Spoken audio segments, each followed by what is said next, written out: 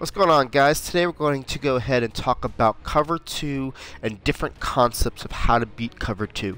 This video specifically is only going to highlight one of those concepts and kind of show you different variations and different ways we can beat it using this concept, and then we're going to show some other videos on other concepts to beat cover 2, so that way you can kind of see it and break it down and just use this one as a reference. Alright, so what I'm going to do is I'm going to call cover 2, and I'm just going to call it basically a standard cover 2, no adjustments, and what we're going to do is we're going to go ahead and make the adjustments from there to show you what you should be looking for, okay? Now, I want to call the first concept we're going to look at is the 4 verticals play, okay? This can be a 4 vertical concept, it can be a 2 vertical concept, it can be a 3 vertical concept, okay? I'm going to show you different ways, but what you're looking for is that red route and the tight end route, really to basically set this play up, okay? And we're going to show you basically how to work it, and you can find different plays in your playbook that have that. And what it is basically that red route is kind of an inward turn to a streak. It's a kind of a skinny seam, okay? So that's kind of what we're looking at, and let me show you how this works. Now, on a regular cover 2, what we want to do is basically attack both safeties, or whatever side safety you want to attack. You want to attack them with 2 verticals to the safety, okay? What that's going to do is going to force them to have to pick a receiver. See how that red route goes towards the middle? So does the A route. Those are going to force your your safety, depending on where the ball is on the field and depending on how fast the outside receivers get down the field on which player he's going to attack. So we're going to go ahead and show you how to know when they're going to attack which player, and then, you know, obviously the reads. Okay, so what we're going to do, just normal cover 2. I'm not going to do any adjustments, just calling it so you can kind of look at it and kind of go from there. So the first thing we're going to look at is this X receiver. He's going to take an outside release, and then he's going to get straight up the field. On a normal cover 2, that guy's going to get pressed he runs right into that cornerback, slowing up his route, making the wide receiver the most deep threat in the zone of that deep safety. By knowing that concept, you should know that your first read should be the X receiver. Now, Julio Jones gets off bumps really quickly, so he's going to be a little bit quicker down the field than, say, Roddy White would be, because it takes a little bit longer for him to get off of a bump. But for all intents and purposes, let's run it and show you what I'm talking about and why I know the X receiver is going to be open on a regular cover 2. Gets bumped there. The guy has to go ahead and change, goes to the other side, and we're throwing it to the left there, okay? So let me just go slow this down and show you. Now, if you misread it, you can still get it to the seam. It's just one of those deals that you're going to make sure that you need to pass lead it to the inside to make it work. Now, what I'm doing here, I'm seeing this guy on the left-hand side. He gets bumped. See how he gets bumped? It lets that slot receiver get down the field a little bit quicker, right? So now that safety's got to go ahead and pick which receiver he wants. He's in deep half of the field, and he's got to see right now that when you see how he turns his hips, when he turns his hips is when I know I'm going to throw it, okay? Now, that guy's still open in the middle.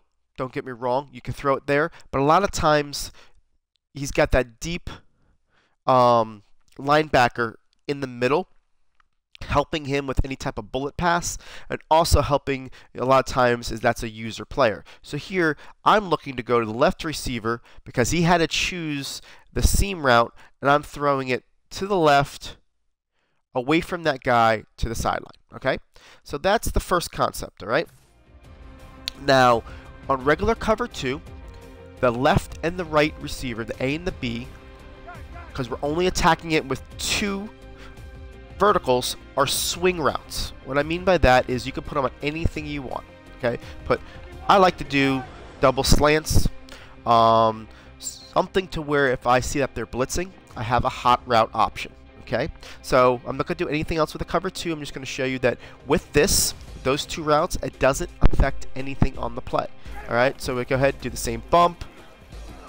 See how that time the guy took a little longer to do the reaction, but at the same time, you're still able to get it into him, okay? So if you want it to where he still needs to respect the A route and stays more in the middle, you can leave the A route, can only do the B route, and basically does the bump.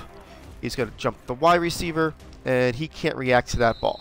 Now I can still throw it to the Y. Look, let me show you throwing it to the Y. Let's do both of them on the slants. Now what I would suggest, if you're going to try to throw it to the Y, you only put the A to the slant, put the B on a fade to keep that right safety back there, right? So basically do this. Now even though he's jumping it, we can still throw it in there, but you can see how much of a tighter throw that is. Alright, so that's why I say know where you are. Okay, so that's the first concept, right? So now let's go ahead and look at, let me just reset the play. What if they go ahead and they put pass protect and over the top? Okay, does that affect anything? Okay, that's what it looks like now. It's pass protect and it's over the top. Let's do the same thing, block our running back. Go ahead and we can put the tight end on a slant just for a hot route, and let's see what happens here. Okay, takes the same block, and you still got the same throw. Okay, so the over the top doesn't help that any. It really basically goes ahead and makes that guy stay a little bit deeper, but not really to the effect where it's going to affect your throw. You still have that throw as long as you pass lead it to the outside, and you can see this safety is actually doing a really good job of staying in between them and holding off as far as he can. And the reason why he's doing that is because they're pretty level. And the reason why they're pretty level as far as my team goes is that Julio Jones is getting off of those bumps pretty quickly. And when they do over-the-top coverage, they're doing more backpedaling as far as the cornerback goes. So his press wasn't that unique there. So the closer they are here, the further the safety is going to backpedal before he chooses his man. Okay, so just know that. So I'm going to show you a couple. See how I actually threw the ball. That's why he never really chose his man, but I still knew that if I kept him in the middle, I've got both options. I threw it there as the option because that's what I predetermined before I threw the ball. Okay. So that's one way to do it, all right? So let's go ahead and get out of this and call cover 2 sync and see how that works. And this is just basically looking at a concept of which cover 2 sync, we're just looking at a 2 vertical concept, okay? Because we're using the other 2 guys on whatever we want them on. So we're going to block our running back, we're going to put the A on a slant, all right? We can put the B on a slant, doesn't matter. So now they're in, I'm not doing any pass commit, I'm not doing any over the top coverage, I'm just doing it the way it is. Let's see how it works against cover 2. Sync. So this time you're going to see your throw is going to be in the middle. Now, how did I know the throw was going to be in the middle? It's because on cover 2 sync, they don't do the bump, okay? So let me show you what I'm looking for as I'm looking at the cover 2. It already screams cover 2 because of the depth of the cornerback. Now, as he's backing up, he doesn't do the bunk, and my guy actually takes an inside release here, right? Because he's going backwards. Now, with that, because of the inside release, he is further down the field than my slot receiver. Because he's further down the field, I know that this guy is actually got to play that guy a little bit more, leaving this guy open. So that's why my throw is over the middle. All right.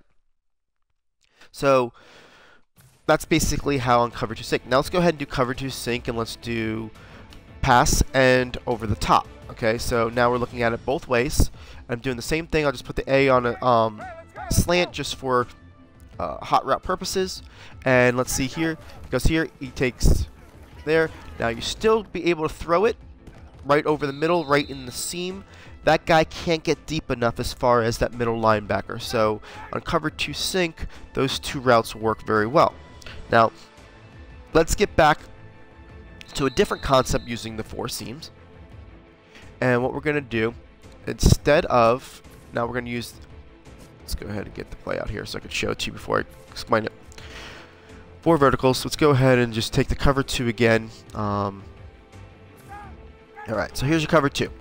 Now, before we were using basically 3 verticals, and I want to say 3 verticals because what we were doing is we were taking that tight end and putting him on a slant. Now, you could do the 2 verticals where we could put both guys on a slants. We could do 3 verticals where basically you're putting the X, the Y, and the B on verticals and just using the A anywhere. Now, what I want to do here is I want to take a different view of the verticals, and we're going to try to attack it with the A receiver. So now, by putting the A, we want to put him out into a motion to the right-hand side to get him more into the slot spot.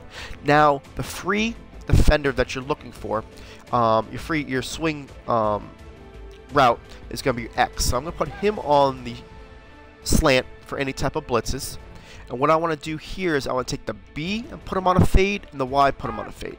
The reason why I'm putting him on the fades is I really want to widen out those safeties to cover outside of the numbers rather than the seam, because on this play my intent is to get it to the tight end. Now, the tight end I like on this formation is because he's slower than my outside receivers, which the slower they are, the more width you're going to get on that safety. So let's go ahead and show it here. This is a regular cover 2 not doing anything, and basically we're throwing it right over the top into the middle. Okay, I knew that was going to be open due to the fact that when we widen him out, we use the B on that outside.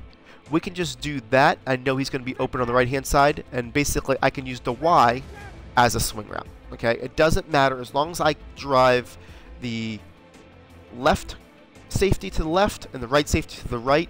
Doesn't matter who you use as your swing route. Basically, you're going to go right in the middle.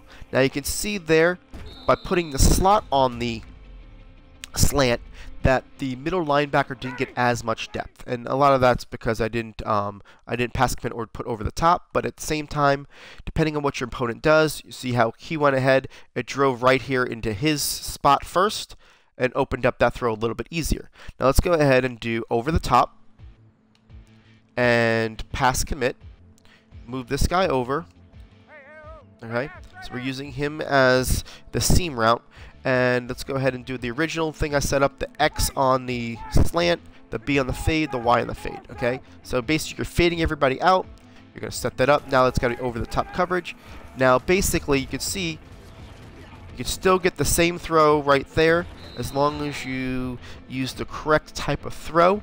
It's open. Now let's do the same exact thing. Let's go ahead and put the pass commit and the over the top. Let's move this guy over. Let's use the Y as our swing route. Put him on a slant.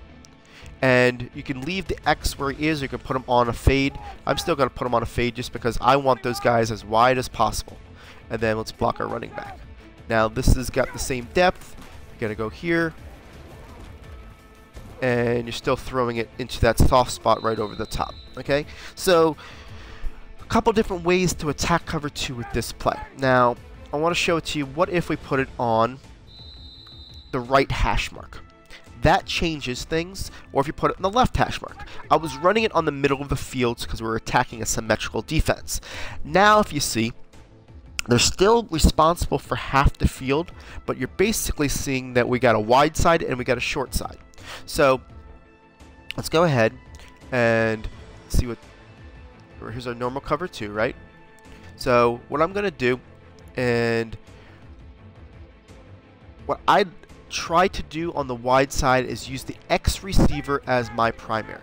So in order to do that, I'm going to put the X on a fade, and then you can do whatever you want with the two receivers on the left and the two receivers on the right when we're using the two vertical system. So let's go ahead and put them both on slants. So what we're going to do here, pick it up here, and I want to do that because I've got more room to pass lead him to the left. Okay, that's really all that is. It gives me more room to basically extend my throw. Again, when I put this guy on a fade, he's going to get up the field just at the same time as this guy because they both got bumped, and that when they get there down the same time, that's when the guy stays at that spot. Right near, if you look at it, the better throw would have been the seam. But I still wanted to prove to you that you could still throw it because you got more room if you throw it to the corner like I did there. Okay, so let's go ahead and show it again. X on a fade. Running back there. Now I'm going to put just the A on a slant. So that way we can make sure that if we want to throw it to the slot receiver, we're going to have a little bit more room to, because we're going to get that one safety on the right hand side to widen out. So go ahead and throw this here. Now basically I'm going to throw it to the seam. Now obviously that time I didn't have a great pass lead to the middle, and that guy didn't bite on the left-hand side as much, and that's why, to me, I always go X first, even if I've got the seam route. But here, you know, I'm going to easily be able to throw it to the seam, and the reason why is because he got bumped, and it slowed his route down. So your first eye should be on the left-hand side. Which guy is getting slowed down more?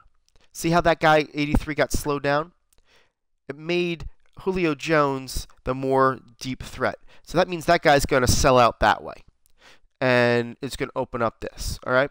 So if they both go down the field at the same time, you've got the option of either or. If one gets bumped more than the other, that the guy who gets bumped more is going to be the best option. So right here, Y gets down the field all by himself. I'm throwing it down here. All right. So just a different way, and that's how I run it when I go into the wide side. Now we could go here. If we put this on, let's just show it to you here. Put him there. Put your Y receiver on the swing slant here, and we could still get it to this A receiver, but you're just basically giving yourself more opportunity to throw it to the wide side when you have that, and you be able to do that. So depending on what type of system you want. So let's go ahead and show it to you now with over-the-top coverage and pass lead, so you can see that it still works that way with the left two routes. So I'm going to put the A on a slant, and this is the other thing, you're just giving them a couple different looks using the same play, so they don't know that it's still coming. And I'm going to put the X on